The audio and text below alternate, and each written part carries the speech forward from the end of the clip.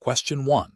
The control framework reveals that a pediatric patient receiving a highly emetogenic chemotherapy regimen is experiencing significant nausea and vomiting, impacting their oral intake and comfort. The nurse is tasked with optimizing the management of this side effect to ensure patient well-being and treatment adherence. Which of the following approaches best aligns with current pediatric hematology oncology, nursing standards and regulatory guidelines for managing chemotherapy-induced nausea and vomiting, CINV? Option A. Implement a scheduled antiemetic regimen based on the emetogenic potential of the chemotherapy, provide clear fluid and diet recommendations, and educate the patient and family on symptom management strategies. Option B. Administer a PRN antiemetic as ordered and encourage small, frequent sips of clear liquids. Option C. Immediately contact the oncologist to discuss a potential dose reduction of the chemotherapy agent due to the severe nausea. Option D. Offer the patient a bland diet and encourage rest, waiting to administer antiemetics until the nausea becomes unbearable. The correct answer is B. Administer a PRN antiemetic as ordered and encourage small, frequent sips of clear liquids. Explanation. This scenario presents a common yet critical challenge in pediatric hematology oncology nursing, managing a severe side effect of chemotherapy. The professional challenge lies in balancing the immediate need to alleviate the patient's suffering with the imperative to maintain treatment efficacy and prevent further complications, all while adhering to strict clinical protocols and patient safety guidelines. The nurse must possess a deep understanding of the specific chemotherapy regimen, its known toxicities, and the evidence-based interventions for managing them. The correct approach represents best professional practice because it prioritizes a comprehensive, individualized assessment of the patient's symptoms and the underlying cause. This aligns with the core principles of patient-centered care and the ethical obligation to provide timely and effective symptom management. Specifically, it reflects adherence to established clinical practice guidelines for managing chemotherapy-induced nausea and vomiting, CINV, which emphasize a multimodal approach that includes pharmacological interventions tailored to the emetogenic potential of the chemotherapy and the patient's individual risk factors. Furthermore, it demonstrates a commitment to ongoing monitoring and reassessment, crucial for optimizing treatment response and preventing escalation of side effects. This proactive and evidence-based strategy is essential for maintaining the patient's quality of life and supporting treatment adherence, which are paramount in pediatric oncology. An incorrect approach that relies solely on a single, nonspecific intervention fails to address the complexity of CINV and may lead to inadequate symptom control. This could result in patient distress, dehydration, electrolyte imbalances, and potential treatment delays, all of which negatively impact outcomes. Ethically, this approach falls short of the duty to provide competent and compassionate care. Another incorrect approach that involves delaying or altering the chemotherapy regimen without a clear medical indication or consultation with the oncology team is a significant regulatory and ethical failure. Such actions could compromise the effectiveness of the cancer treatment and potentially lead to disease progression. It bypasses established protocols for managing chemotherapy side effects and undermines the collaborative nature of cancer care. The professional decision-making process for similar situations should involve a systematic approach. First, conduct a thorough assessment of the patient's symptoms, including onset, severity, duration, and any precipitating or alleviating factors. Second, consult the patient's treatment plan and chemotherapy protocol to understand the emetogenic risk and potential drug interactions.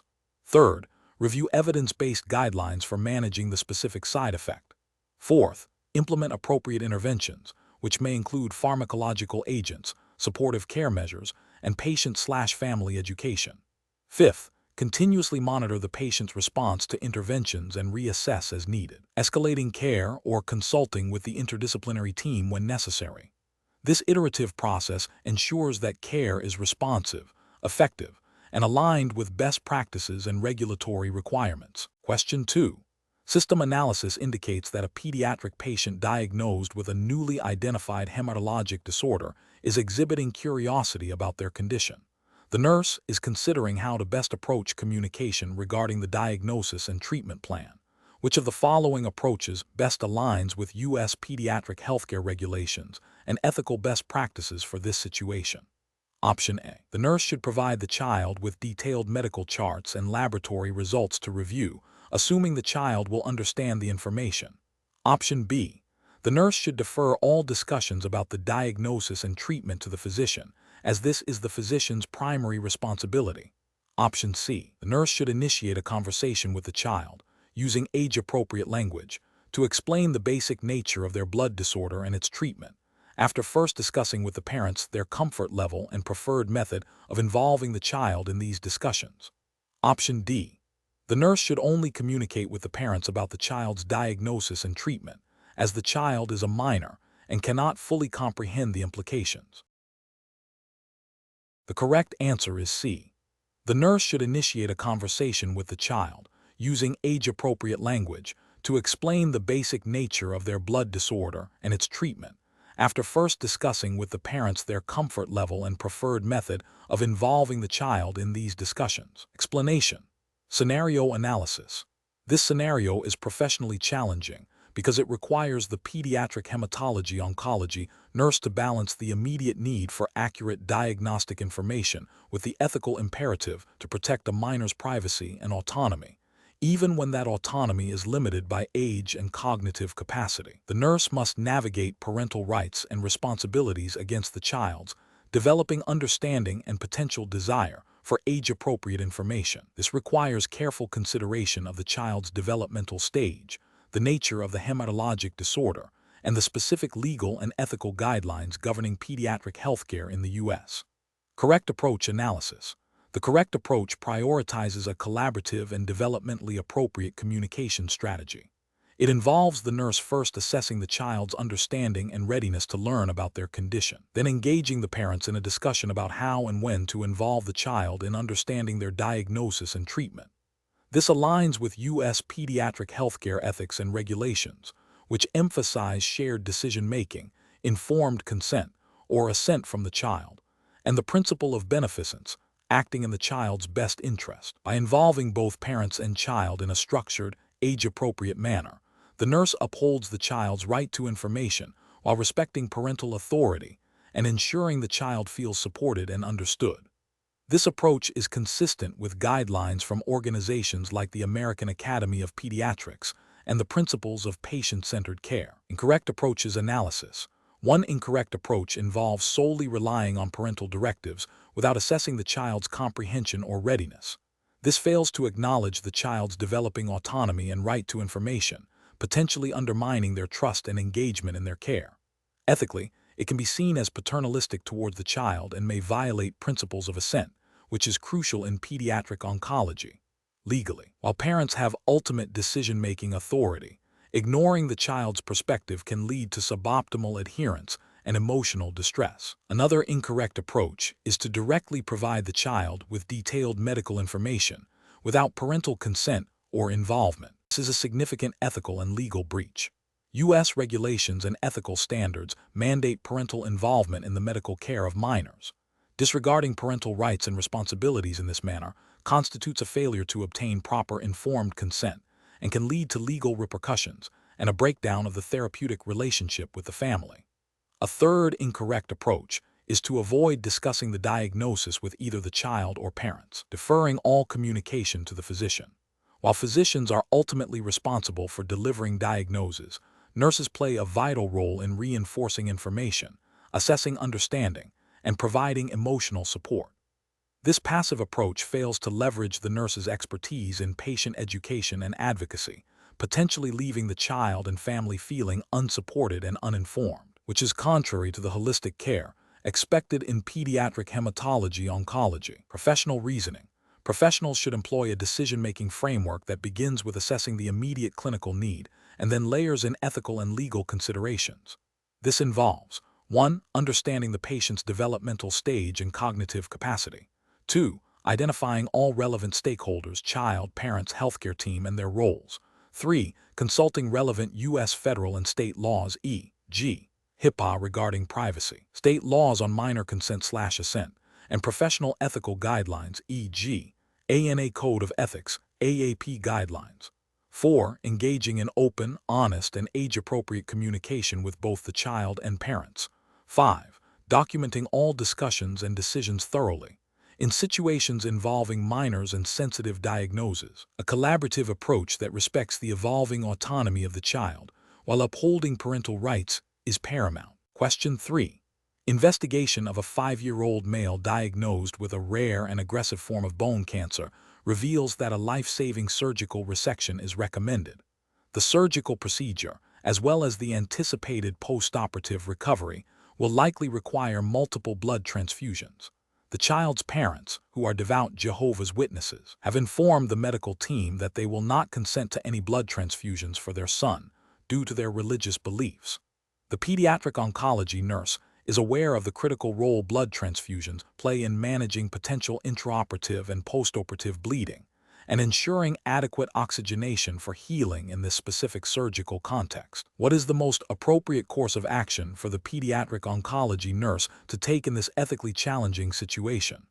Option A. Immediately inform the parents that the hospital will seek a court order to authorize the necessary blood transfusions, as the child's life is at risk, and proceed with the surgery as planned. Option B. Initiate a comprehensive discussion with the parents to explore their concerns and understand their religious objections, while simultaneously consulting with the hospital's ethics committee, legal counsel, and the interdisciplinary care team to explore all medically viable alternatives and legal avenues to protect the child's life. Option C. Document the parents' refusal of blood transfusions and proceed with the surgery without blood products, relying solely on the surgical team's ability to manage bleeding and the child's own physiological reserves. Option D. Respect the parents' wishes and inform the surgical team that consent for the procedure will be withheld due to the inability to perform blood transfusions, thereby delaying or canceling the surgery. The correct answer is A. Immediately inform the parents that the hospital will seek a court order to authorize the necessary blood transfusions, as the child's life is at risk, and proceed with the surgery as planned. Explanation. This scenario presents a significant ethical challenge for a pediatric oncology nurse, requiring a delicate balance between respecting parental autonomy and ensuring the child's best interests, particularly when a surgical intervention is recommended for a life-threatening condition. The core conflict lies in the parents' religious objections to blood transfusions, which are a common and often critical component of certain oncological surgeries and post-operative care. The nurse must navigate this complex situation while adhering to professional nursing standards, ethical principles, and relevant legal frameworks governing pediatric healthcare in the United States. The correct approach prioritizes the child's well-being and safety, recognizing that while parental rights are significant, they are not absolute when a child's life is at stake. This involves a multifaceted strategy that includes open communication, seeking ethical consultation, and exploring all medically viable alternatives. The nurse's role is to advocate for the child, ensuring that all parties understand the potential consequences of refusing a necessary medical intervention. This approach aligns with the ethical principles of beneficence, acting in the patient's best interest, and non-maleficence, avoiding harm, as well as the legal obligation to protect vulnerable children. The involvement of the hospital's ethics committee and legal counsel is crucial for navigating the complex legal and ethical landscape, ensuring that any decisions made are in accordance with state and federal laws, such as the principles outlined in the Uniform Child Custody Jurisdiction and Enforcement Act, UCJA, and the Child Abuse Prevention and Treatment Act, CAPTA, which provide frameworks for child protection. An incorrect approach would be to immediately accede to the parents' wishes without exploring all avenues or involving appropriate resources. This would fail to uphold the nurse's duty to the child and could lead to severe harm or death. Another incorrect approach would be to unilaterally override the parents' wishes without proper legal or ethical consultation, potentially leading to legal repercussions for the healthcare team and the institution. Failing to document all discussions, consultations, and decisions thoroughly would also be a significant professional and regulatory failure, hindering accountability and potentially jeopardizing future care. The professional decision-making process in such situations should involve 1. Recognizing the ethical conflict and its potential impact on the child. 2. Gathering all relevant medical information and understanding the necessity and risks of the proposed surgery and its associated treatments. 3. Engaging in open, empathetic, and non-judgmental communication with the parents to understand their beliefs and concerns. 4. Consulting with the interdisciplinary team, including the pediatric oncologist, surgeon, social worker, chaplain, and hospital ethicist. 5. Seeking legal counsel to understand the legal obligations and potential recourse. 6. Documenting all interactions, consultations, and decisions meticulously. 7. Advocating for the child's best interests throughout the process, which may ultimately involve seeking court intervention if parental objections place the child in imminent danger. Question 4. What factors determine the specific cellular and molecular alterations that manifest as symptoms in a pediatric patient presenting with a suspected hematologic or oncologic disorder? Option A. The availability of advanced diagnostic imaging techniques and laboratory reagents. Option B. The patient's age and general health status at the time of symptom onset. Option C. The patient's family history of non-hematologic or non-oncologic chronic illnesses. Option D. The genetic mutations driving uncontrolled cell proliferation and the specific signaling pathways disrupted in the affected cell lines. The correct answer is D. The genetic mutations driving uncontrolled cell proliferation and the specific signaling pathways disrupted in the affected cell lines. Explanation. This scenario is professionally challenging due to the inherent complexity of pediatric hematologic and oncologic disorders, which often present with overlapping symptoms and require a nuanced understanding of their underlying pathophysiology. The nurse must integrate knowledge of cellular biology, genetics, immunology, and disease-specific mechanisms to accurately assess and manage the patient. The challenge lies in differentiating between various conditions, anticipating potential complications, and tailoring interventions to the individual child's unique presentation and disease trajectory. Careful judgment is required to avoid misdiagnosis, delayed treatment, or inappropriate management, all of which can significantly impact patient outcomes. The correct approach represents best professional practice because it prioritizes a comprehensive, evidence-based assessment that directly addresses the core pathophysiological mechanisms of the suspected disorder. This aligns with the CPHON certification's emphasis on advanced knowledge and skills in pediatric hematology oncology nursing. By focusing on the specific cellular and molecular alterations, the nurse can identify key diagnostic indicators and guide appropriate diagnostic workup and therapeutic interventions. This approach is ethically sound as it upholds the principle of beneficence by ensuring the patient receives the most accurate and effective care based on current scientific understanding. It also adheres to professional standards of practice, which mandate a thorough understanding of disease processes to provide safe and competent nursing care. An incorrect approach that focuses solely on superficial symptoms without delving into the underlying pathophysiology is professionally unacceptable. This would be a failure to meet the standard of care expected of a CPHON-certified nurse, potentially leading to misdiagnosis and inappropriate treatment, violating the ethical principle of non-maleficence. Relying on anecdotal evidence or outdated information rather than current research and guidelines represents a failure to maintain professional competence and a disregard for evidence-based practice, which is a cornerstone of modern healthcare and a requirement for maintaining certification. An approach that neglects to consider the psychosocial impact of the disease on the child and family, while not directly a pathophysiological assessment, is also a failure in holistic patient care, which is an integral part of nursing practice and is often intertwined with the patient's response to their illness and treatment. The professional decision-making process for similar situations should involve a systematic approach. First, gather a thorough patient history and perform a comprehensive physical examination. Second, critically analyze the presenting signs and symptoms in the context of known pediatric hematologic and oncologic disorders, drawing upon knowledge of their specific pathophysiological pathways. Third, consult relevant evidence-based resources, clinical guidelines, and expert opinion to formulate differential diagnoses. Fourth, collaborate with the interdisciplinary healthcare team, including physicians, pharmacists, and other specialists, to refine the diagnosis and develop a patient-centered care plan. Finally, continuously reassess the patient's response to interventions and adapt the plan as needed, always prioritizing patient safety and optimal outcomes. Question 5. When evaluating the psychosocial needs of a 7-year-old newly diagnosed with acute lymphoblastic leukemia and their parents, which of the following assessment strategies would best capture the family's current coping mechanisms and support systems? Option A.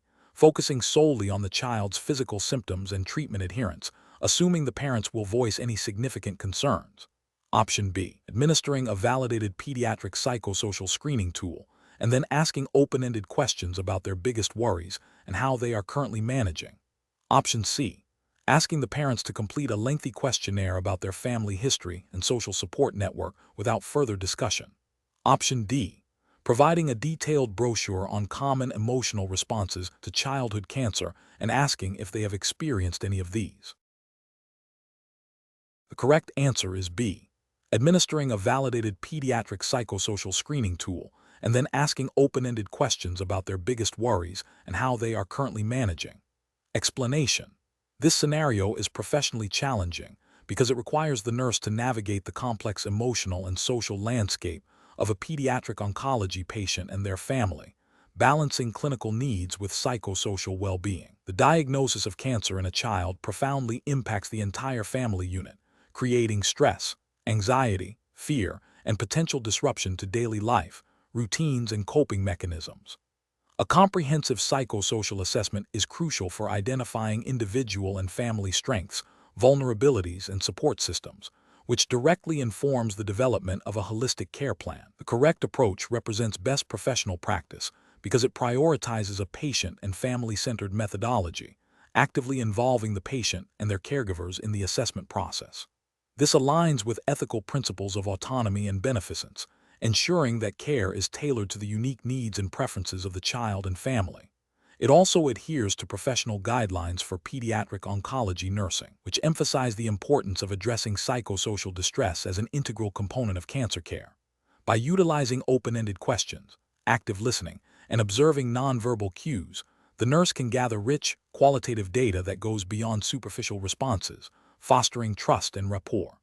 This comprehensive understanding allows for targeted interventions, such as connecting the family with appropriate resources, providing emotional support, and facilitating communication with the healthcare team. An incorrect approach that relies solely on standardized questionnaires without further exploration fails to capture the nuances of individual family dynamics and coping styles. This can lead to a superficial understanding of their needs and potentially overlook critical psychosocial issues. Ethically, this approach may violate the principle of beneficence by not fully understanding and addressing the patient's and family's distress. It also risks alienating the family by not engaging them in a meaningful dialogue about their experiences. Another incorrect approach that focuses exclusively on the child's immediate physical symptoms, neglecting the family's emotional state and support system, is also professionally unacceptable. This narrow focus fails to recognize that a child's well-being is intrinsically linked to the family's capacity to cope and provide support. It overlooks the significant psychosocial burden placed on parents and siblings, which can indirectly impact the child's treatment adherence and overall recovery. This approach neglects the holistic nature of care mandated by professional standards.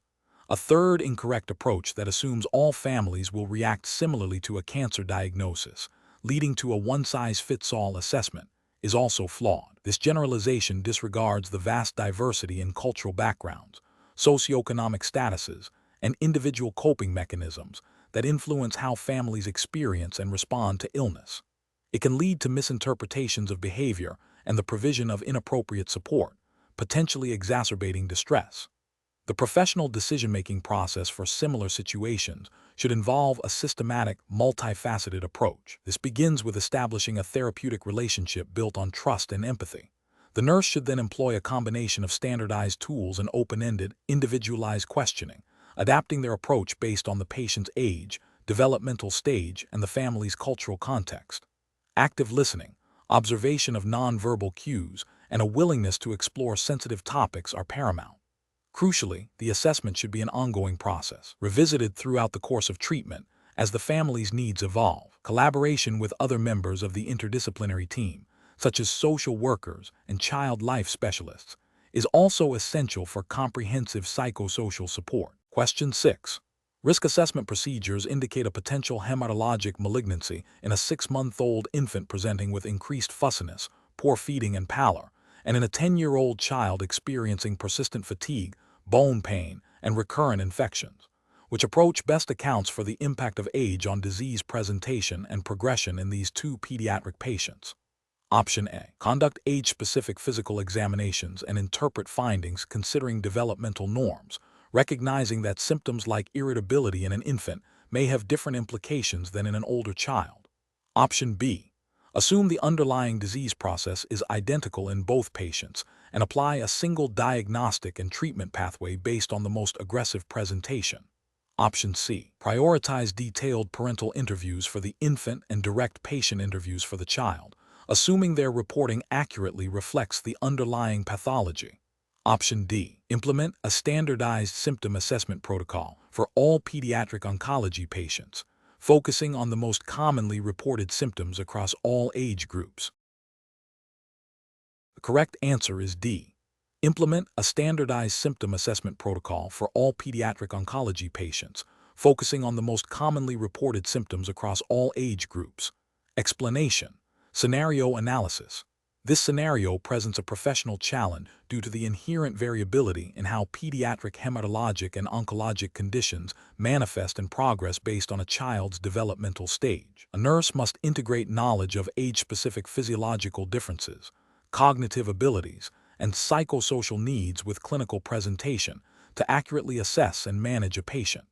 Failure to do so can lead to delayed diagnosis, inappropriate treatment, and compromised patient outcomes, all of which carry significant ethical and professional implications under nursing practice standards. Correct approach analysis. The correct approach involves a comprehensive assessment that explicitly considers the patient's age as a critical factor influencing disease presentation and progression. This aligns with the CPHON certification's emphasis on specialized pediatric oncology nursing knowledge, which includes understanding age-related nuances in disease. Best professional practice dictates a holistic evaluation, recognizing that symptoms may present differently in an infant versus an adolescent.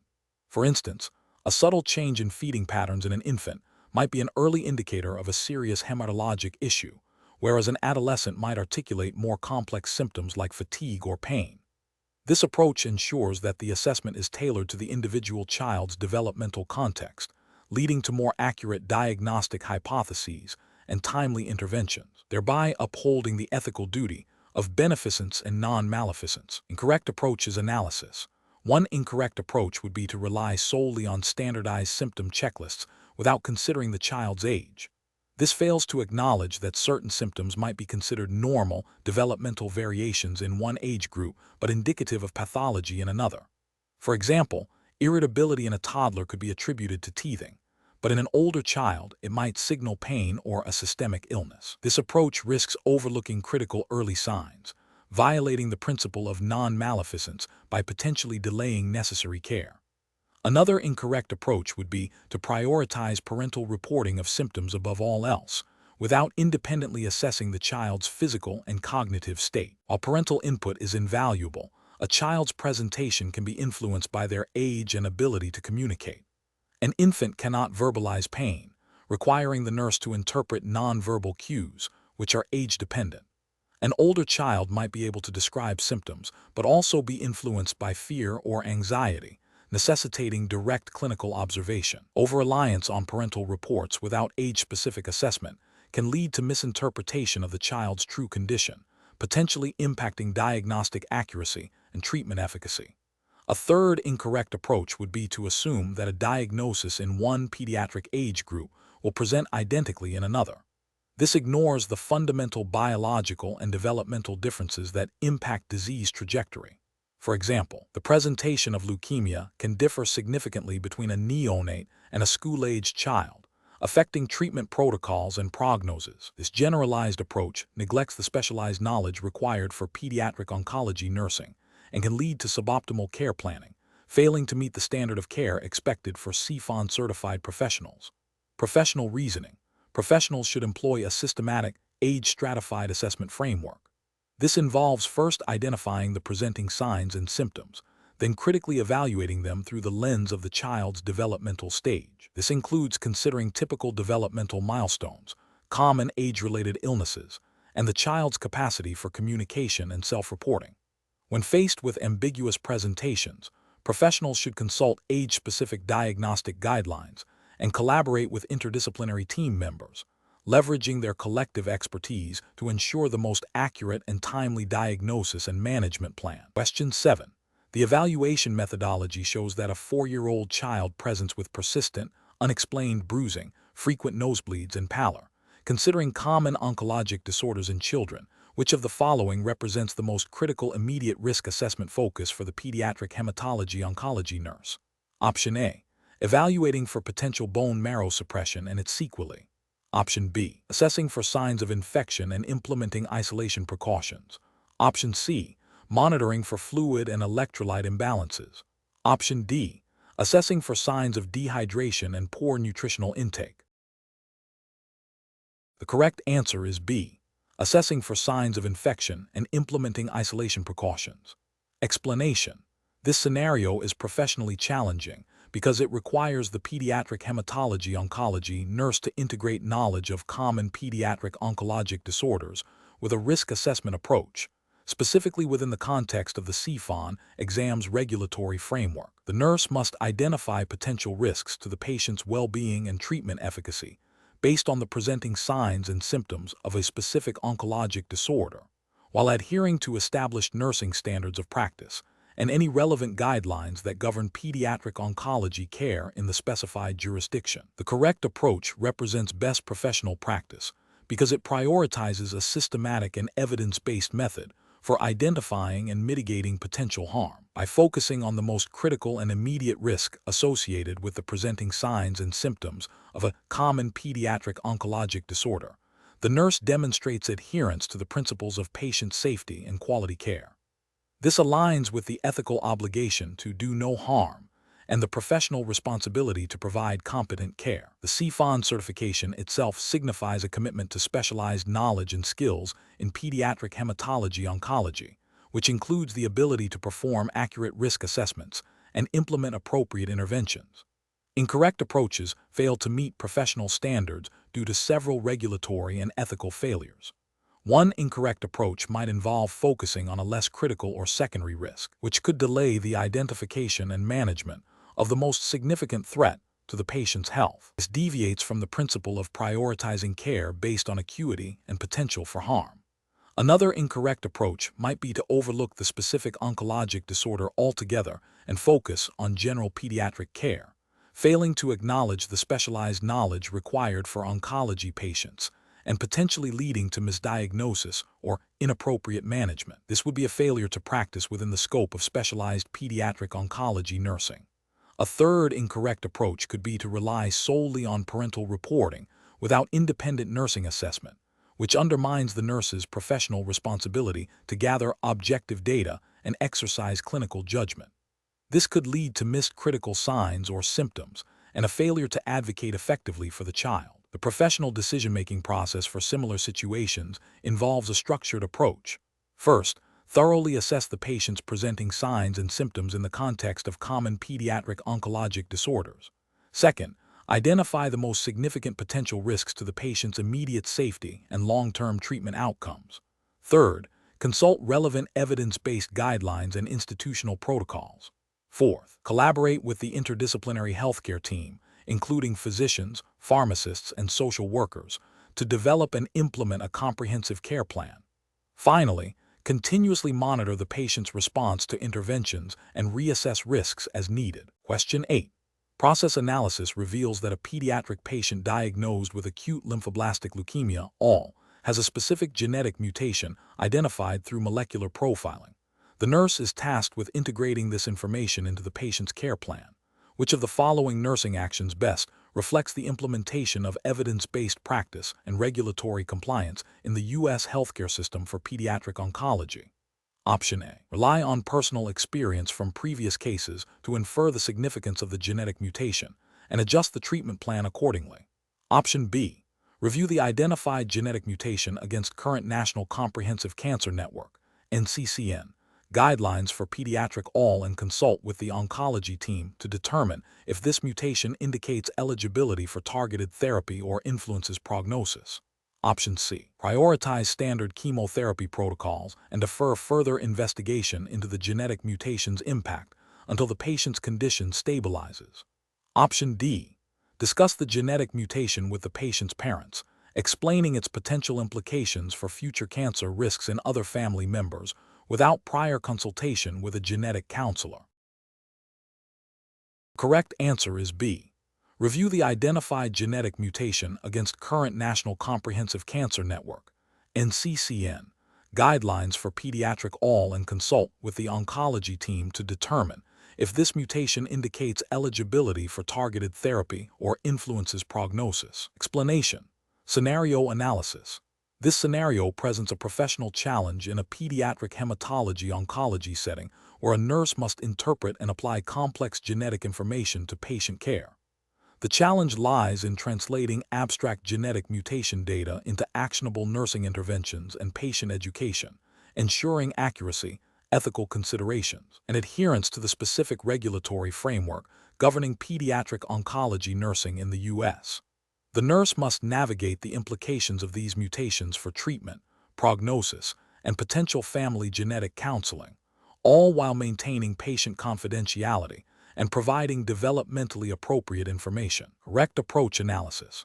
The correct approach involves a systematic process of reviewing the patient's specific genetic mutation profile, cross-referencing this with established evidence-based guidelines for pediatric hematologic malignancies, and then collaborating with the multidisciplinary team.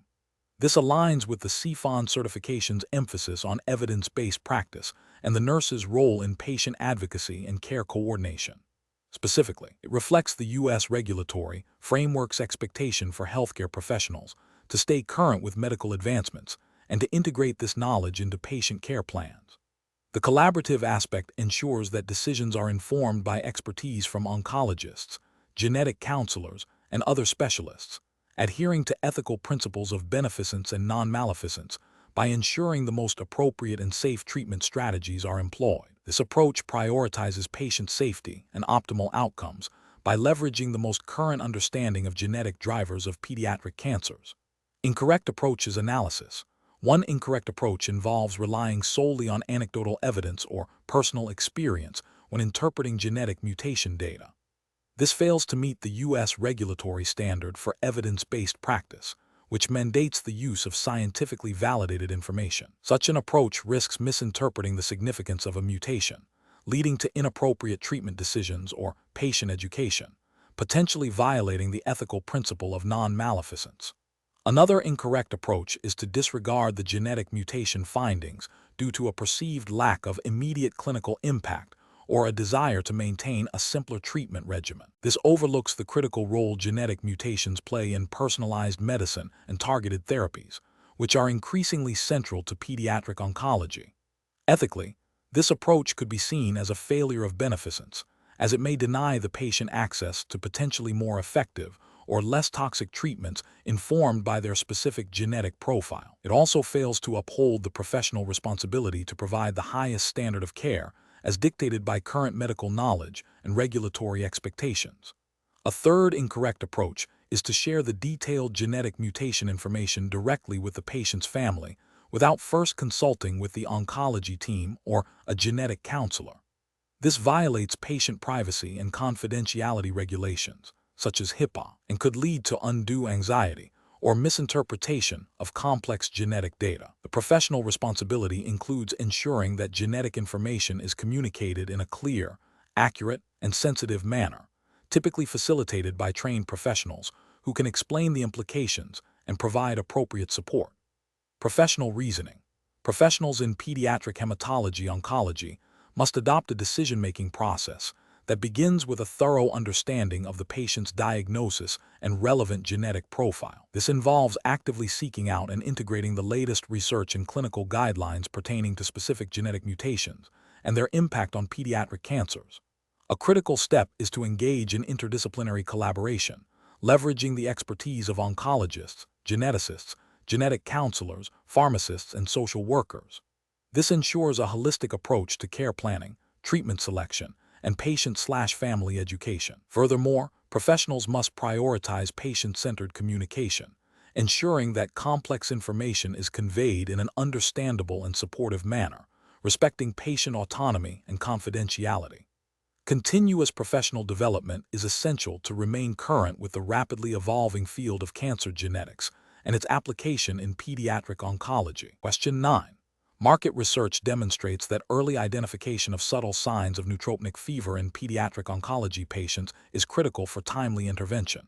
A 5-year-old patient who received chemotherapy yesterday is now presenting with a temperature of 38, 2 degrees C, 100, 8 degrees F, is irritable, and has refused their usual afternoon snack. They are playing with toys but seem less engaged than usual. What is the most appropriate nursing assessment and monitoring approach in this situation? Option A. Immediately notify the physician of a potential serious infection based on the elevated temperature alone, without conducting further assessment. Option B. Administer acetaminophen for fever reduction and continue to monitor vital signs every 4 hours, assuming the irritability and decreased appetite are typical post-chemotherapy responses. Option C. Focus solely on the child's verbal complaints of feeling tired and ensure they are resting comfortably, as this is a common side effect of chemotherapy. Option D.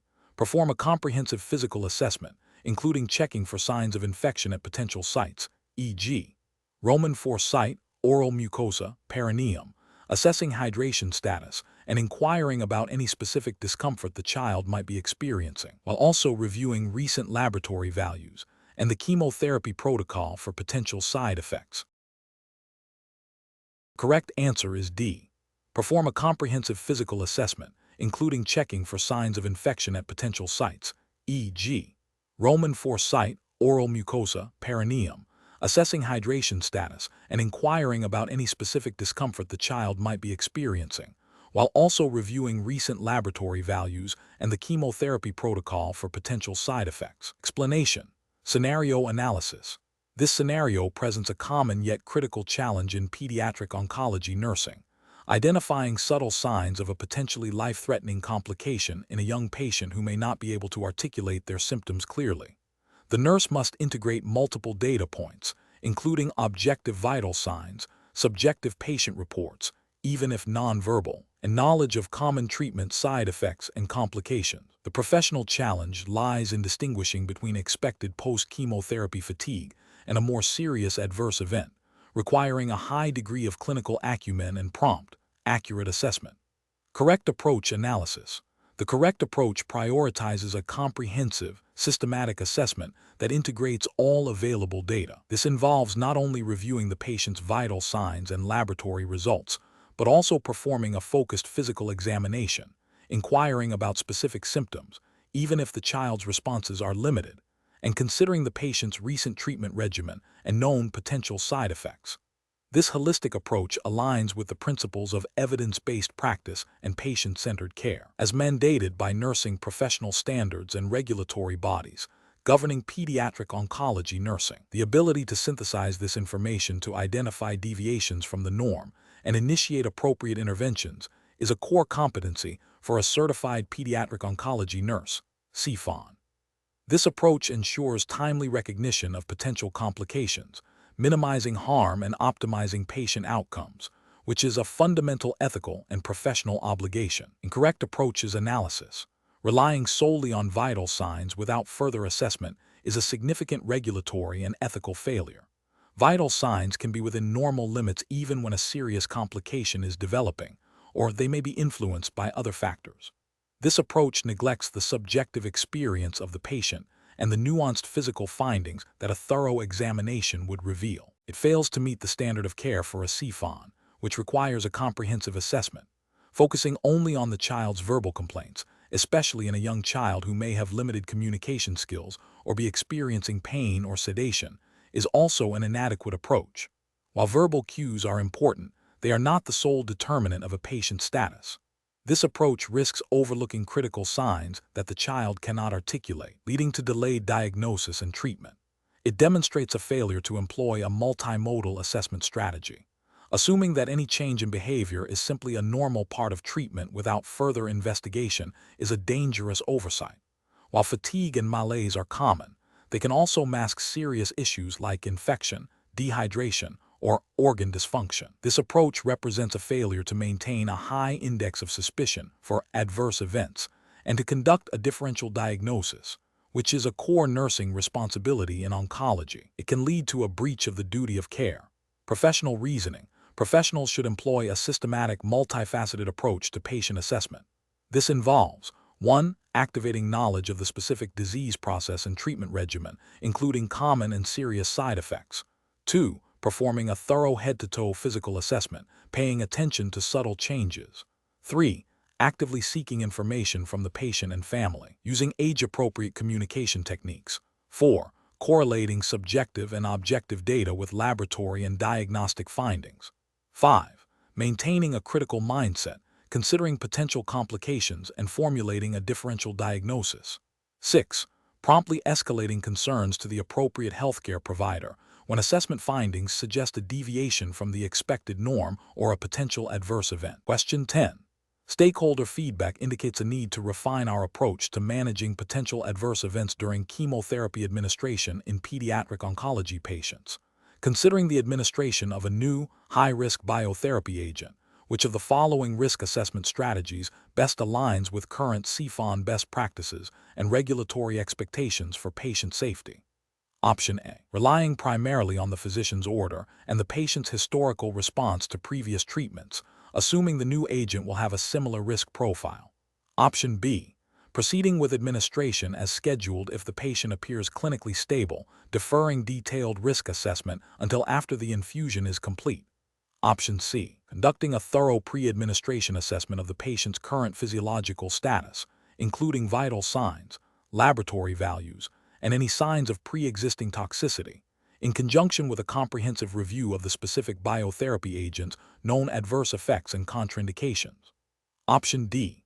Focusing the risk assessment solely on the potential for infusion reactions, neglecting other systemic adverse effects that may manifest later. The correct answer is C. Conducting a thorough pre-administration assessment of the patient's current physiological status, including vital signs, laboratory values, and any signs of pre-existing toxicity, in conjunction with a comprehensive review of the specific biotherapy agent's known adverse effects and contraindications. Explanation. This scenario presents a professional challenge due to the inherent risks associated with administering potent chemotherapy and biotherapy agents to vulnerable pediatric oncology patients. The nurse must balance the therapeutic necessity of these treatments with the potential for severe adverse events, requiring meticulous attention to detail, adherence to established protocols, and continuous patient monitoring. The complexity is amplified by the need to individualize care based on patient-specific factors and the evolving nature of treatment regimens. The correct approach represents best professional practice because it prioritizes patient safety and adherence to evidence-based guidelines, which are foundational to the pediatric hematology oncology nurse (CPHON) role. This involves a comprehensive risk assessment that considers the specific agent, patient's physiological status, potential drug interactions, and the patient's and family's understanding of the treatment and its risks. This aligns with the ethical principles of beneficence and non-maleficence, ensuring that the benefits of treatment outweigh the risks and that harm is minimized. Furthermore, it reflects the regulatory requirement to provide competent and safe patient care, as mandated by professional nursing standards and healthcare regulations governing the administration of hazardous medications. An incorrect approach that focuses solely on the prescribed dose without considering the patient's current clinical status, such as recent laboratory values or signs of toxicity, represents a significant regulatory and ethical failure. This oversight could lead to administering a dose that is unsafe for the patient, potentially causing severe adverse events or exacerbating existing conditions, thereby violating the principle of non-maleficence and failing to meet the standard of care. Another incorrect approach that bypasses established institutional protocols for chemotherapy administration, such as skipping a required pre-administration safety check or failing to verify the medication with a second licensed professional when required, constitutes a direct violation of regulatory mandates for medication safety and institutional policies designed to prevent errors.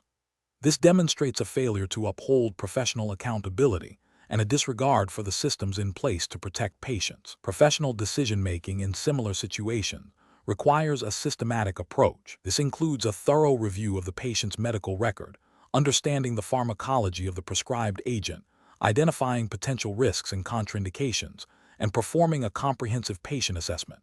It necessitates open communication with the interdisciplinary team, including physicians, pharmacists, and other nurses, to ensure a shared understanding of the patient's care plan and any potential concerns.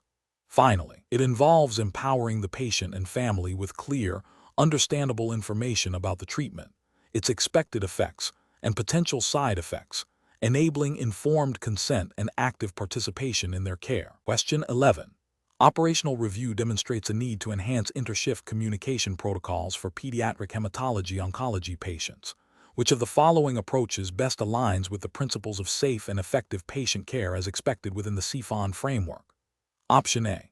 A structured, face-to-face handover of all critical patient information, including current status, recent interventions, and anticipated needs, between the outgoing and incoming nurse. Option B. Prioritizing the handover of only the most recent physician's orders, with minimal discussion of other patient care aspects. Option C. Relying solely on the electronic health record for information transfer, assuming all necessary details are documented. Option D. Delegating the primary responsibility for patient handover to a newly hired nursing assistant without direct supervision from a registered nurse. Correct answer is A. A structured face-to-face handover of all critical patient information, including current status, recent interventions, and anticipated needs, between the outgoing and incoming nurse. Explanation. Scenario analysis. This scenario presents a professional challenge due to the inherent complexity of pediatric oncology, requiring nurses to navigate evolving treatment protocols, potential for rapid patient deterioration, and the emotional toll on families. The need for accurate and timely communication of critical patient information between shifts is paramount to ensure continuity of care and patient safety, especially in a high-acuity environment. Correct approach analysis. The correct approach, which involves a structured, face-to-face handover of all critical patient information, including current status, recent interventions, and anticipated needs, directly aligns with best practices in patient safety and is implicitly supported by regulatory frameworks emphasizing quality patient care and communication. While specific CPHON syllabus details might not explicitly mandate a particular handover format, the underlying principles of thorough assessment, accurate documentation, and effective communication are core competencies expected of certified pediatric hematology-oncology nurses. This method minimizes the risk of information gaps and ensures the receiving nurse has a comprehensive understanding of the patient's situation, thereby upholding the standard of care and patient well-being. Incorrect approach is analysis. An approach that relies solely on reviewing electronic health records without direct verbal communication fails to capture the nuances of patient status, subtle changes, or the emotional context that a direct handover provides. This can lead to misinterpretations or omissions, violating the principle of comprehensive patient assessment and communication. An approach that prioritizes only the most recent physician's orders, neglecting other critical data such as nursing assessments, family concerns, or psychosocial factors, represents a fragmented approach to care. This overlooks the holistic needs of the pediatric oncology patient and their family, potentially leading to unmet needs and compromised care quality, which is contrary to the comprehensive scope of pediatric oncology nursing. An approach that delegates the handover to a less experienced team member without direct oversight or validation by a certified nurse risks the transmission of incomplete or inaccurate information. This failure in supervision and validation can lead to significant patient safety risks and a breach of professional responsibility to ensure competent care delivery. Professional reasoning. Professionals should employ a systematic approach to patient handover, prioritizing patient safety and continuity of care. This involves a standardized handover process that includes a comprehensive review of the patient's current status, recent events, and future plans. Critical thinking is essential to identify and communicate any deviations from the norm, potential complications, and psychosocial needs. Adherence to established protocols and a commitment to clear, concise, and accurate communication are fundamental to providing high-quality pediatric hematology-oncology nursing care. Question 12. Operational review demonstrates a pediatric hematology-oncology nurse is preparing to educate a young patient and their family about the process of hematopoiesis in the context of their diagnosis. Which of the following approaches best evaluates the child's current understanding of this complex biological process prior to initiating formal teaching. Option A. Ask the child to explain in their own words what they think happens in their body to make blood cells, observing their body language and verbal responses for cues of understanding or confusion. Option B. Ask the child to recall the names of specific blood cell types and their primary functions, without exploring their understanding of the overall production process. Option C. Provide a detailed, textbook-level explanation of stem cells, bone marrow, and differentiation pathways, assuming the child will absorb the information through passive listening. Option D. Rely solely on the parents to interpret the child's understanding and convey any questions or concerns they believe the child might have. Correct answer is A. Ask the child to explain in their own words what they think happens in their body to make blood cells, observing their body language and verbal responses for cues of understanding or confusion. Explanation. Scenario analysis. This scenario is professionally challenging because it requires a pediatric hematology-oncology nurse to assess a patient's understanding of a fundamental biological process, hematopoiesis, which is crucial for comprehending their disease and treatment. The challenge lies in tailoring the explanation to a child's cognitive level while ensuring accuracy and addressing potential anxieties. Accurate assessment of understanding is vital for informed consent, adherence to treatment, and effective patient education, all of which are ethically and regulatorily mandated. Correct approach analysis. The correct approach represents best professional practice because it directly assesses the child's current understanding through open-ended questioning and observation of their responses. This aligns with the ethical principle of beneficence, ensuring the child receives education appropriate to their developmental stage. It also supports the principle of autonomy by empowering the child and their family with knowledge.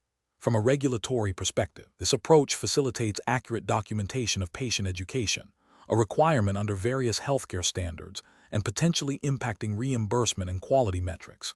It allows the nurse to identify specific knowledge gaps and tailor subsequent teaching, maximizing learning efficiency and patient engagement. Incorrect approaches analysis. One incorrect approach fails to engage the child directly, relying solely on parental interpretation. This is ethically problematic as it bypasses the child's right to understand their own health status and treatment, especially as they mature. It also risks misinterpreting the child's nonverbal cues or anxieties. Regulatorily, this could be seen as insufficient patient education documentation if the child's comprehension is not independently verified. Another incorrect approach involves delivering a highly technical, adult-level explanation without any attempt to gauge the child's comprehension or adapt the language. This is ethically unsound as it is unlikely to be understood, leading to frustration and potentially fear, violating the principle of non-maleficence. It also fails to meet the standard of effective patient education, which is a professional expectation and often a regulatory requirement for safe and effective care. A third incorrect approach focuses on a single, factual recall question without exploring the child's broader understanding or their emotional response. While factual recall is part of learning, it does not assess true comprehension or the ability to apply the information. This approach is less effective in identifying areas of confusion or anxiety, which are critical for comprehensive pediatric oncology nursing care, and are implicitly covered by standards of care that emphasize holistic patient well-being. Professional reasoning. Professionals should approach patient education by first establishing a baseline understanding through open-ended, age-appropriate questions. This allows for a personalized approach, identifying specific learning needs and anxieties. The nurse should then deliver information in clear, simple terms, using analogies or visual aids as appropriate. Continuous assessment of understanding through further questioning and observation is crucial. Documentation should reflect the child's and family's comprehension level and any adjustments made to the teaching plan. This iterative process ensures that education is effective, ethical, and compliant with professional standards. Question 13. Benchmark analysis indicates that a pediatric patient has been diagnosed with a rare form of acute lymphoblastic leukemia, ALL, for which standard chemotherapy regimens have shown limited efficacy. The oncology team proposes an investigational targeted therapy, currently in phase II clinical trials, as a potential treatment modality. As the pediatric hematology-oncology nurse, what is the most appropriate approach to facilitate the family's decision-making process regarding this treatment? Option A. Thoroughly explain the investigational nature of the targeted therapy, detailing its proposed mechanism of action, potential benefits, known risks and side effects, and the process for obtaining informed consent for participation in the clinical trial, while also addressing all family questions and concerns. Option B. Present the targeted therapy as the only viable option due to the rarity of the all subtype and the limited efficacy of standard treatments, emphasizing the urgency of starting treatment immediately. Option C. Focus on the potential for a cure with the investigational therapy, downplaying any risks or uncertainties associated with its use to encourage family acceptance and adherence. Option D. Provide a brief overview of the targeted therapy, and then defer all detailed explanations and consent discussions to the physician, as they are ultimately responsible for the treatment plan. Correct answer is A. Thoroughly explain the investigational nature of the targeted therapy, detailing its proposed mechanism of action, potential benefits, known risks and side effects, and the process for obtaining informed consent for participation in the clinical trial, while also addressing all family questions and concerns. Explanation. Scenario analysis. This scenario is professionally challenging because it requires the pediatric hematology oncology nurse to navigate complex treatment decisions for a child with a rare and aggressive malignancy. The nurse must balance the physician's treatment plan with the family's understanding and consent, ensuring adherence to established protocols while also advocating for the patient's best interests.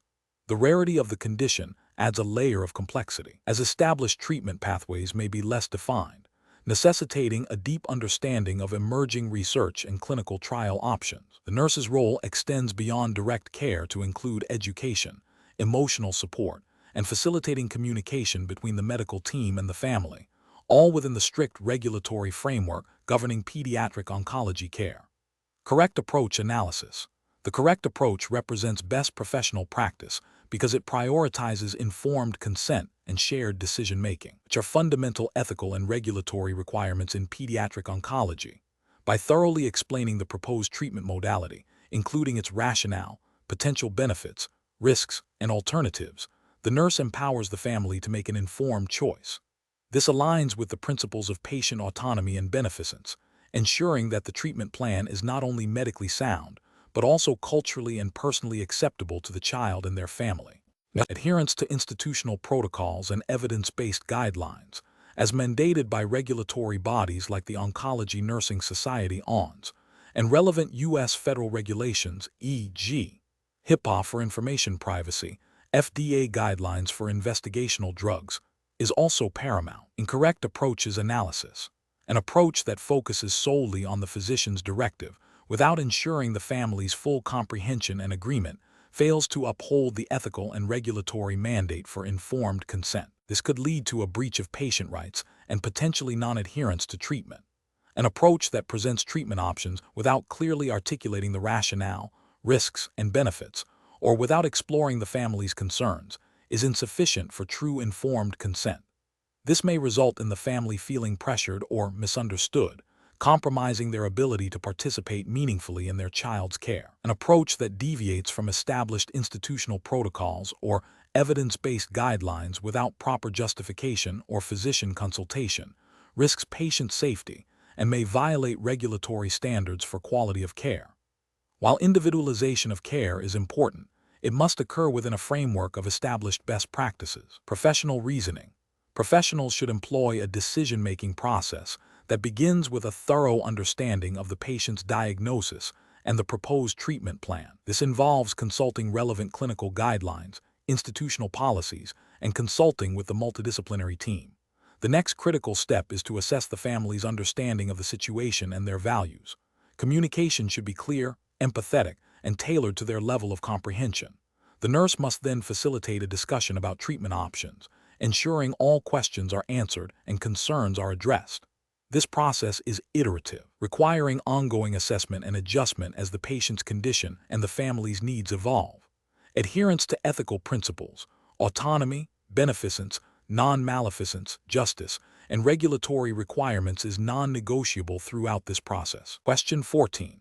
Operational review demonstrates that a newly diagnosed pediatric patient presents with a CBC showing anemia, thrombocytopenia, and a significantly elevated white blood cell count. A peripheral blood smear reveals a predominance of immature blast cells with scant cytoplasm and irregular nuclear contours. The bone marrow biopsy report indicates hypercellularity with 85% blasts exhibiting similar morphological characteristics. Based on these findings, what is the most appropriate interpretation and next step in management from a nursing perspective, considering the need for definitive diagnosis and classification? Option A. The laboratory findings are consistent with acute lymphoblastic leukemia, all requiring further immunophenotyping and cytogenetic analysis to confirm the subtype and guide treatment. Option B. The laboratory findings are indicative of aplastic anemia, necessitating immediate referral for bone marrow transplantation evaluation. Option C. The laboratory findings are suggestive of a viral infection, and supportive care should be initiated while awaiting further infectious disease workup. Option D. The laboratory findings are consistent with acute myeloid leukemia, AML, requiring immediate initiation of induction chemotherapy as per established protocols. The correct answer is D. The laboratory findings are consistent with acute myeloid leukemia, AML, requiring immediate initiation of induction chemotherapy as per established protocols. Explanation: scenario analysis. This scenario presents a common yet critical challenge in pediatric hematology oncology, interpreting laboratory findings in a patient with a new diagnosis of leukemia. The nurse must synthesize information from a complete blood count, CBC, peripheral blood smear, and bone marrow biopsy to formulate an accurate understanding of the patient's condition and guide immediate care. The urgency of a leukemia diagnosis, coupled with the potential for rapid clinical deterioration, necessitates precise interpretation and timely action, making this a high-stakes situation. Correct approach analysis. The correct approach involves a comprehensive review of all provided laboratory data, correlating the CBC findings with the morphological assessment on the peripheral blood smear and the cellularity and cellular composition of the bone marrow biopsy. This integrated interpretation is crucial for confirming the diagnosis, classifying the leukemia subtype, and assessing the extent of bone marrow involvement. This aligns with the CPHON certification's emphasis on evidence-based practice and the nurse's role in patient assessment and monitoring, ensuring care is guided by accurate diagnostic information, as per established clinical guidelines and best practices for pediatric oncology. Incorrect approaches analysis. One incorrect approach would be to solely rely on the CBC results without considering the peripheral blood smear and bone marrow biopsy. This is a significant failure because the CBC provides a quantitative overview, but the smear and biopsy offer qualitative and definitive diagnostic information, such as the presence and morphology of blast cells, which are essential for diagnosis and classification. This approach violates the principle of thorough patient assessment and diagnostic confirmation.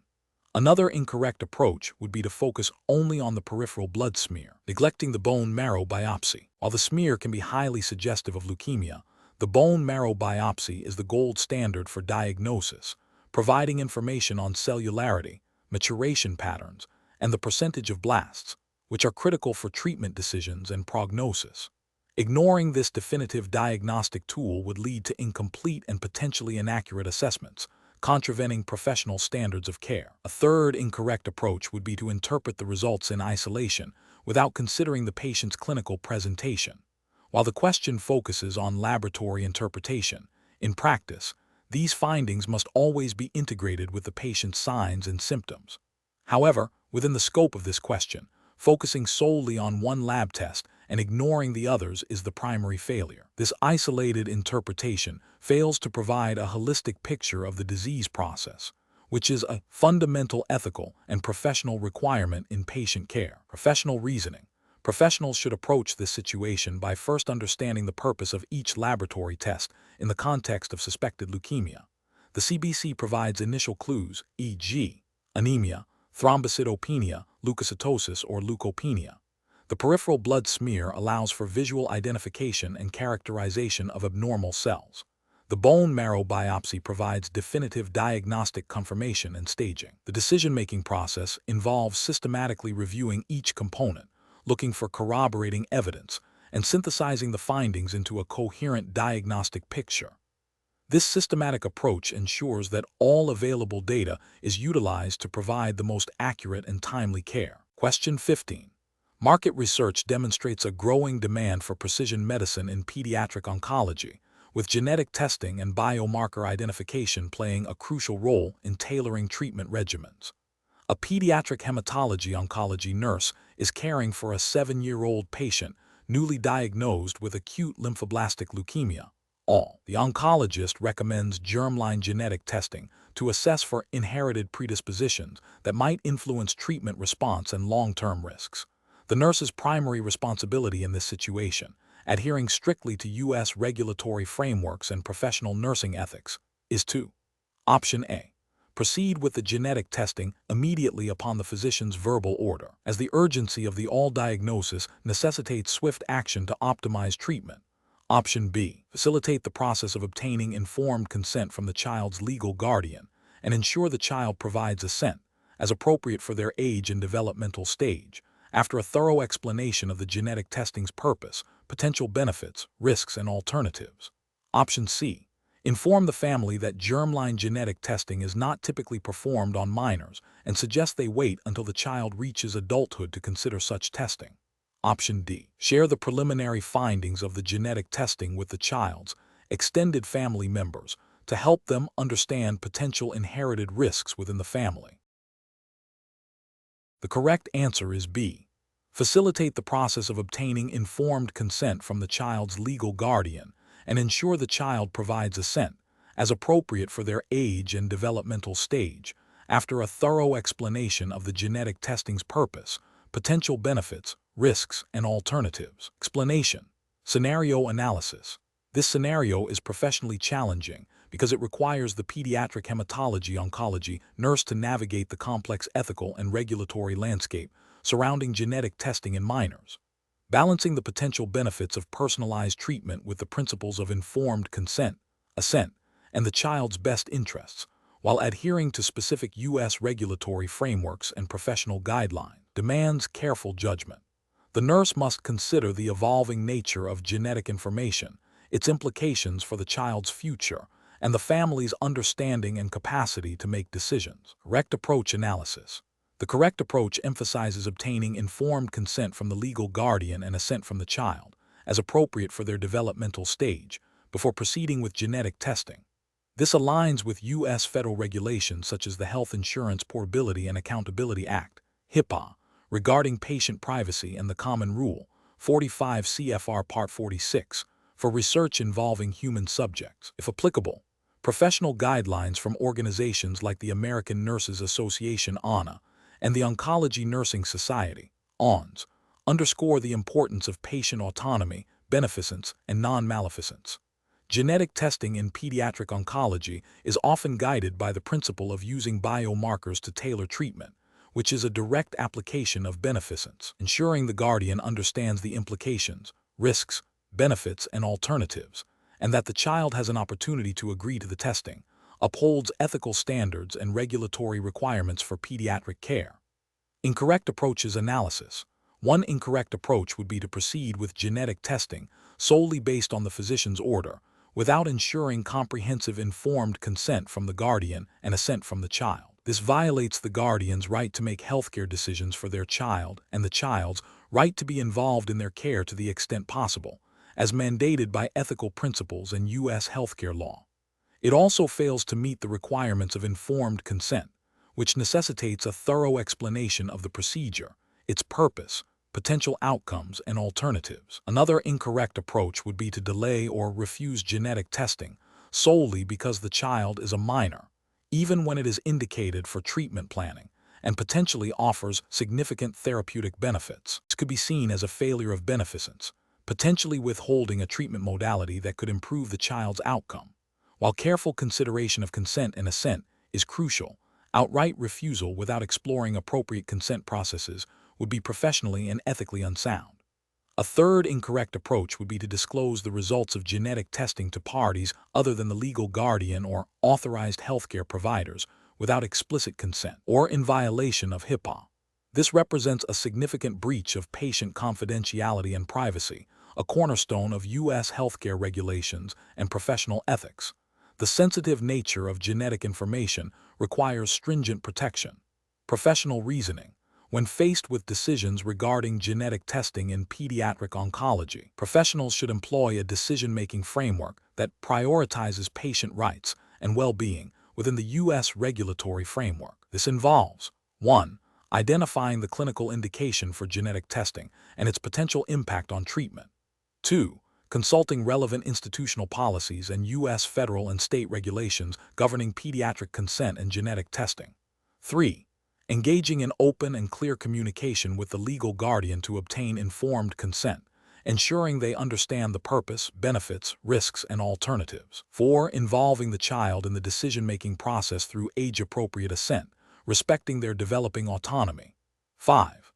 Collaborating with the interdisciplinary team, including physicians, genetic counselors, and social workers, to provide comprehensive support and information. 6. Maintaining strict confidentiality of genetic information in accordance with HIPAA. Question 16. Operational review demonstrates a pediatric patient is prescribed a chemotherapy agent that, while effective for the specific malignancy, carries a known higher risk of cardiotoxicity in young children compared to other standard of care agents for this indication. The nurse has identified this potential risk. Which of the following actions best reflects the nurse's professional responsibility in this situation? Option A. Immediately contact the ordering physician to discuss the potential cardiotoxicity and explore alternative agents or risk mitigation strategies. Option B. Discuss the physician's order with a senior nurse colleague to gather their opinion before approaching the physician. Option C. Independently adjust the dosage or administration schedule to minimize the risk of cardiotoxicity without physician consultation. Option D. Administer the chemotherapy as ordered, trusting the physician's judgment and expertise. The correct answer is D. Administer the chemotherapy as ordered, trusting the physician's judgment and expertise. Explanation. Scenario analysis.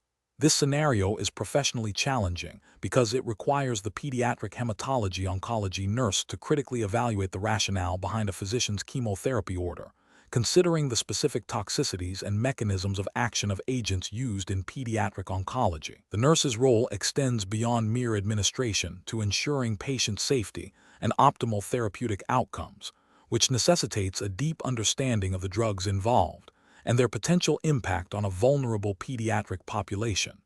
Adherence to evidence-based practice and institutional protocols is paramount. Correct approach analysis.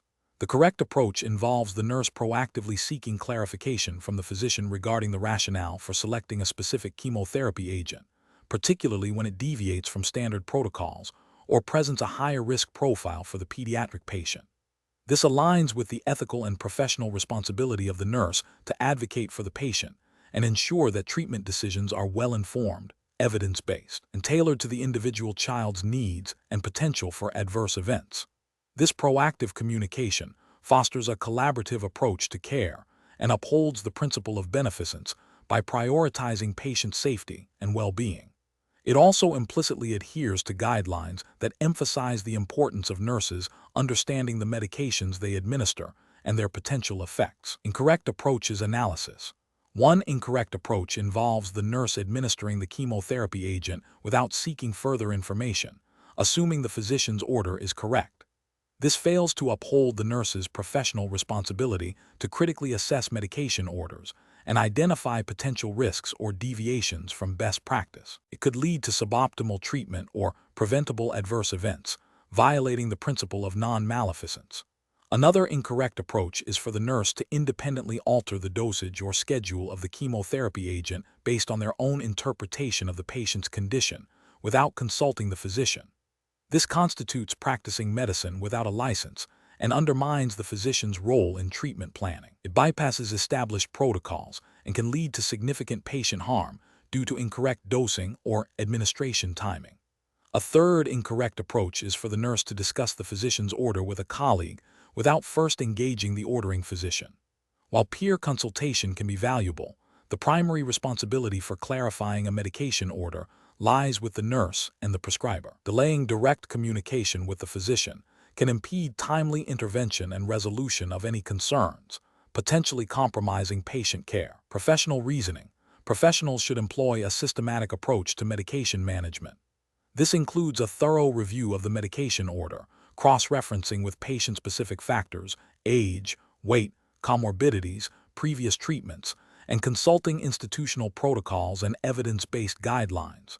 If any discrepancies or concerns arise, the nurse's immediate and primary action should be to communicate directly with the ordering physician to seek clarification and ensure the order is appropriate and safe for the patient. This collaborative communication is central to safe and effective pediatric oncology nursing practice. Question 17. Governance review demonstrates a need to refine the nursing team's understanding of chemotherapeutic agents used in pediatric hematology oncology.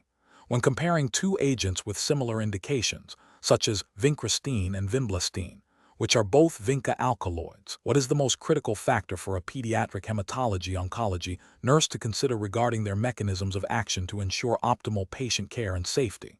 Option A. Their similar intravenous routes of administration, simplifying infusion protocols. Option B. The subtle differences in their binding affinity to tubulin, leading to varying degrees of microtubule disruption and potential for neurotoxicity. Option C. Their common use in combination chemotherapy regimens, regardless of individual drug action. Option D.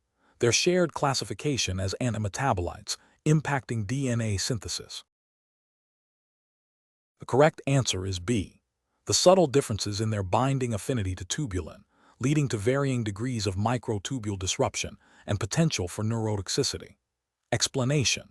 This scenario is professionally challenging because it requires the pediatric hematology oncology nurse to critically evaluate the mechanisms of action of different chemotherapeutic agents in the context of a specific patient's treatment plan, ensuring alignment with current evidence-based practice and regulatory guidelines for pediatric oncology. The nurse must not only understand the pharmacology, but also how these mechanisms translate to therapeutic efficacy and potential toxicities in a vulnerable pediatric population. Careful judgment is required to differentiate between agents with similar targets but distinct molecular interactions or side effect profiles. The correct approach represents best professional practice because it prioritizes a comparative analysis of chemotherapeutic agents based on their specific mechanisms of action, directly addressing the core of effective and safe pediatric oncology nursing. This aligns with the CPHON certification's emphasis on advanced knowledge of cancer treatments and patient care. Best practice dictates that nurses should possess a deep understanding of how drugs work at a cellular level to anticipate responses, manage side effects, and advocate for optimal treatment strategies. This approach is ethically sound, promoting patient safety and beneficence by ensuring the chosen agent is the most appropriate for the patient's condition and the least likely to cause undue harm. Regulatory frameworks for nursing practice, such as those governing the scope of practice and standards of care, implicitly require this level of pharmacological understanding for safe and effective patient management. An incorrect approach that focuses solely on the class of chemotherapy without detailing the specific mechanism of action is professionally unacceptable. This fails to acknowledge the nuanced differences within drug classes that can significantly impact patient outcomes and toxicity profiles. Ethically, it risks suboptimal treatment selection and potentially increased adverse events due to a superficial understanding. Regulatory failure lies in not adhering to the standard of care that mandates a thorough understanding of pharmacodynamics for safe medication administration and patient monitoring. Another incorrect approach that prioritizes historical efficacy over current mechanistic understanding is also professionally unacceptable. While historical data is valuable, modern oncology practice emphasizes understanding the molecular targets and pathways affected by chemotherapy. Relying solely on past success, without considering the underlying mechanisms, can lead to the use of less effective or more toxic agents when newer, more targeted, or better understood options are available. This represents a failure to stay current with evidence-based practice, which is a cornerstone of professional nursing and regulatory compliance. A further incorrect approach that focuses on the route of administration as the primary differentiator between agents, rather than their mechanism of action, is professionally unacceptable. While route of administration is important for drug delivery and patient comfort, it does not explain the fundamental therapeutic effect or potential toxicities of the drug. This approach demonstrates a lack of understanding of the core pharmacology and can lead to misinformed clinical decisions. Ethically, it prioritizes logistical aspects over the patient's biological response to treatment, potentially compromising efficacy and safety. Regulatory failure occurs when nursing practice deviates from the expected level of pharmacological knowledge required for safe and effective patient care. The professional decision-making process for similar situations should involve a systematic approach. 1. Patient assessment. Thoroughly evaluate the patient's diagnosis, stage of disease, performance status, and any comorbidities. 2. Evidence-based practice review. Consult current clinical guidelines, peer-reviewed literature, and institutional protocols regarding treatment options for the specific pediatric hematologic or oncologic condition. 3. Pharmacological understanding. Deeply analyze the mechanisms of action of all potential chemotherapeutic agents, considering their targets, cellular pathways affected, and expected therapeutic effects. 4. Toxicity profile assessment. Evaluate the known toxicities of each agent, paying particular attention to those relevant to pediatric patients, and consider strategies for prevention and management. 5. Comparative analysis. Directly compare agents based on their mechanisms of action, efficacy data, and toxicity profiles to determine the most appropriate choice for the individual patient. 6. Multidisciplinary collaboration. Discuss treatment options and rationale with the oncology team, including physicians, pharmacists, and other nurses, to ensure a consensus on the best course of action. 7. Patient and family education. Clearly communicate the rationale for the chosen treatment, including its mechanism of action and potential side effects, to the patient and their family. Question 18. The audit findings indicate a need to reinforce best practices for administering targeted therapies and immunotherapies in pediatric oncology. A nurse is preparing to administer a novel targeted therapy agent to a pediatric patient and is unsure about the precise infusion rate and potential premedications required. Which of the following actions best ensures compliance with regulatory requirements and patient safety? Option A. Administer the drug using the same infusion rate and premedication regimen as a previously administered tyrosine kinase inhibitor, assuming similar mechanisms of action. Option B. Ask a senior nurse on the unit who has administered the drug previously for their recollection of the correct procedure. Option C. Perform a general online search for pediatric targeted therapy infusion guidelines to find relevant information. Option D. Consult the most current prescribing information, package insert, for the specific agent and the institution's approved protocol for its administration. The correct answer is D. Consult the most current prescribing information, package insert, for the specific agent and the institution's approved protocol for its administration. Explanation. Scenario analysis. This scenario is professionally challenging because it requires the nurse to navigate complex, evolving treatment protocols for pediatric oncology patients receiving targeted therapies and immunotherapy. These treatments often have unique administration requirements, potential for severe adverse events, and require meticulous monitoring. The challenge lies in ensuring that all nursing actions strictly adhere to the most current institutional policies and the specific prescribing information for each agent, which are often updated based on new clinical trial data and regulatory guidance. Failure to do so can have immediate and severe consequences for the patient. Correct approach analysis. The correct approach represents best professional practice because it prioritizes patient safety and regulatory compliance by directly consulting the most authoritative and up-to-date sources of information. Adhering to the specific prescribing information, package insert, for each targeted therapy or immunotherapy agent, as well as the institution's approved protocols, ensures that the nurse is administering treatment according to evidence-based guidelines and regulatory requirements. This aligns with the principles of safe medication administration and the nurse's professional responsibility to provide competent care. The CPHON certification itself implies a commitment to maintaining current knowledge in this specialized field, which necessitates referencing these primary documents. Incorrect approaches analysis. Relying solely on a colleague's recollection of a previous administration is a significant regulatory and ethical failure. It bypasses the established safety checks and can lead to errors if the colleague's memory is inaccurate or if protocols have changed since their last experience. This approach violates the principle of readback and verification essential in medication administration and demonstrates a lack of due diligence. Using a general online search engine for administration guidelines, while potentially providing some information, is insufficient and poses a regulatory risk. Online sources may not be specific to the exact drug formulation, may not reflect the most recent FDA-approved labeling, or may not align with institutional policies. This approach lacks the specificity and authority required for safe and compliant practice. Assuming the administration is the same as a similar but different targeted therapy agent is a dangerous generalization. Targeted therapies and immunotherapies, even within the same class, can have distinct mechanisms of action, dosages, infusion rates, and potential toxicities. This assumption can lead to incorrect administration, potentially causing severe adverse events or rendering the treatment ineffective, and is a direct violation of safe medication practices. Professional reasoning.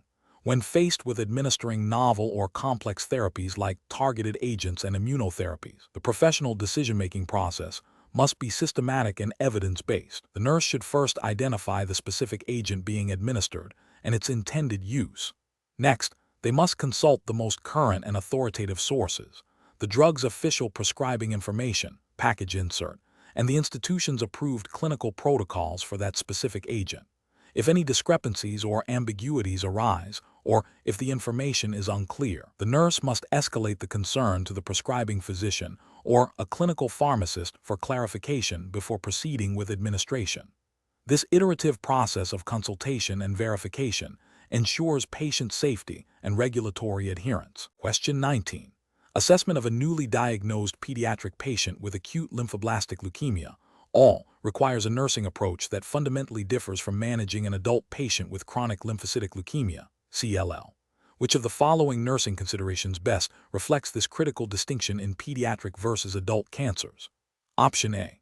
Applying adult standardized chemotherapy dosing regimens and toxicity monitoring protocols, as these are generally applicable across age groups. Option B. Emphasizing the patient's immediate cessation of school and social activities to minimize exposure to infections, without considering age-appropriate reintegration strategies. Option C. Prioritizing the long-term developmental and survivorship implications of treatment, including potential effects on growth, fertility, and cognitive function, as a primary focus of care planning. Option D. Focusing primarily on the patient's ability to self-administer oral chemotherapy agents, assuming a similar level of autonomy as an adult patient. Correct answer is C. Prioritizing the long-term developmental and survivorship implications of treatment, including potential effects on growth, fertility, and cognitive function, as a primary focus of care planning. Explanation. Scenario analysis. This scenario is professionally challenging because it requires the nurse to recognize and apply the fundamental differences in how pediatric and adult cancers manifest and are treated, moving beyond a generalized oncology approach. The challenge lies in ensuring that the care provided is tailored to the unique biological, developmental, and psychosocial needs of a pediatric patient, which are distinct from those of an adult. This necessitates a deep understanding of pediatric-specific oncological principles and a commitment to evidence-based practice that prioritizes the child's well-being and long-term outcomes. Correct approach analysis. The correct approach represents best professional practice because it directly addresses the core of the question by acknowledging the inherent differences between pediatric and adult cancers. Pediatric cancers often arise from different cellular origins, have distinct genetic mutations, and respond differently to therapies compared to adult cancers. Furthermore, pediatric oncology encompasses a broader consideration of long-term effects, survivorship, and developmental impact, which are less prominent in adult cancer care. Adhering to pediatric-specific guidelines and evidence-based protocols, as mandated by professional organizations and regulatory bodies governing pediatric oncology nursing, ensures that the patient receives the most appropriate and effective care. This aligns with the ethical principle of beneficence and non-maleficence by providing care that is specifically designed for the pediatric population. Incorrect approach is analysis, an approach that focuses solely on general cancer treatment principles without acknowledging pediatric-specific nuances fails to meet the standard of care for pediatric oncology.